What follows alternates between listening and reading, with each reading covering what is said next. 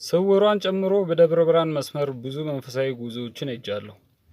በሁሉም ጉዞዎቼ ላይ ጫጫ ከተማን ትንሽ እልፍ እንዳለን በስተግራ በኩል አስፋልት ዳር ላይ የሰማዕቷ የቅድስት አርሴማ ቤተክርስቲያን አለ። ቤተክርስቲያኑ በር ጋር ደግሞ ፈዋሽ የቅድስት አርሴማ ጠበል የሚል ጽሑፍ አለ። ይሄንን ሁሌም በዛ ሲሄድ እመለከት ነበረ። ከዚህ ቀደም በሰራሁላችሁ ቪዲዮ መጋቢት 4 ሐሙስ ዕለት ስውሯ ማርያም ደርሶ መልስ ሄጄ ነበረ። ጸበል አላገኘሁም እና እዚህ ድረስ መጥቼ እንዴት ጸበል ሳላገኝ ጸበል ሳልጠመቅ ሄዳለሁ እያልኩኝ በማሰብ ላይ ሳለውኝ ያቺ መንገድ ላይ ሳያት የነበረች የቅድስት አርሴማ ፈዋሽ ጠበል የሚል ጽሑፍ ትዝ አለኝ። ከመጣሁ አይቀርማ ባዶ እጄን አልመለስም ብዬ ቀጥታ ወደዛ ቅድስት አርሴማ ቤተክርስቲያን ሄድኩኝ። አንድ አባት ነበሩ፣ አጠመቁን። ከኔ ጋር ሌላ ሰው ነበረ። አጠመቁን፣ ቅባ ቅዱስ ቀቡን። ከዛ ጸበል ልንቀዳ ጀሪካናችንን ይዘን ኑ አሉንና ጸበል ቤት ወሰዱን። ጸበሉ የሚፈልቅበት ቦታ በግንብ ታጥሯል፣ ቆርቆሮ ቤት ተሰርቶበታል ላዩ ላይ እና ቅዳ ብለው አስገቡኝ።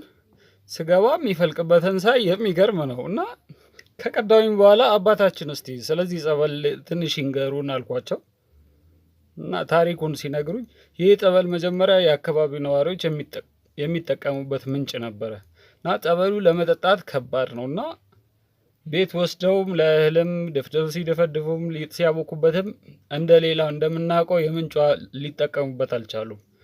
በዚህ እንዳለ ነው አንድ ገዳማዊ አባት መጥተው ይሄ የምታውቁት የምንጭ ውሃ አይደለም፣ ይሄ የሰማዕቷ የቅድስት አርሴማ ጠበል ነው፣ በስርዓት ያዙት ብለው ሄዱ።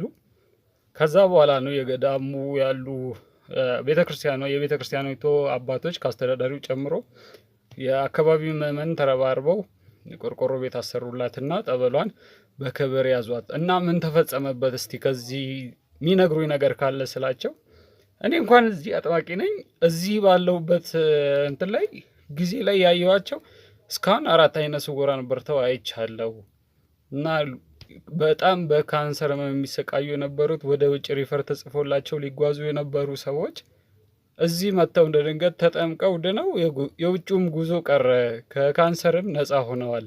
ይሄ እኔ ብቻ የማውቀው ነው። የገዳሙን አስተዳደር ከፈለክ ላገናኝና በጣም ብዙ ተአምራት አሉ አሉኝ እና እኔም ሳየው እውነት በጣም የሚገርም ነው እና ጠበሏን ቀድቼ እኔም ተጠምቄ መጣሁኝ እንዳጋጣሚ ሆነና አስፋልት ዳር ላይ ነሽ፣ ግን ብዙ ሰው አያውቃትም። የሰማዕቷ የቅድስት አርሴማ ወዳጆች የሆናችሁ መንፈሳውያን ቲክቶከሮች እንዲሁም ደግሞ የጉዞ ማህበራት በደብረ ብርሃን መስመር በዛ በኩል ጉዞ ስትሄዱ ስውሯም ይሁን ኩክየለሽም ጻድቃኔም ወዘተ ሌሎች ጉዞዎችን በዛ መስመር ስትሄዱ እባካችሁን ግዴላችሁም እዛች በር ላይ ደርሳችሁ ተሳለሙ። ጠበሏን ሳትይዙ እንዳትመጡ። በእውነት እናንተም በረከቷ ይድረሳችሁ። የሰማዕቷ የቅድስት አርሴማ ወዳጆች ይህን ቪዲዮ ለሁሉም ሼር አድርጉ። አድራሻዋ ጫጫ ከተማን እልፍ እንዳላችሁ ገጠር መናፈሻ የሚል አለ። እሱ ፊት ለፊት ላይ የቅድስት አርሴማ ቤተክርስቲያን ፈዋሽ ጠበል አለ። በተረፈ ተጨማሪ መረጃ ከፈለጋችሁ በውስጥ አዋሩኝ። ሰላም፣ እግዚአብሔር ከሁላችሁ ጋር ይሁን። መልካም ቀን።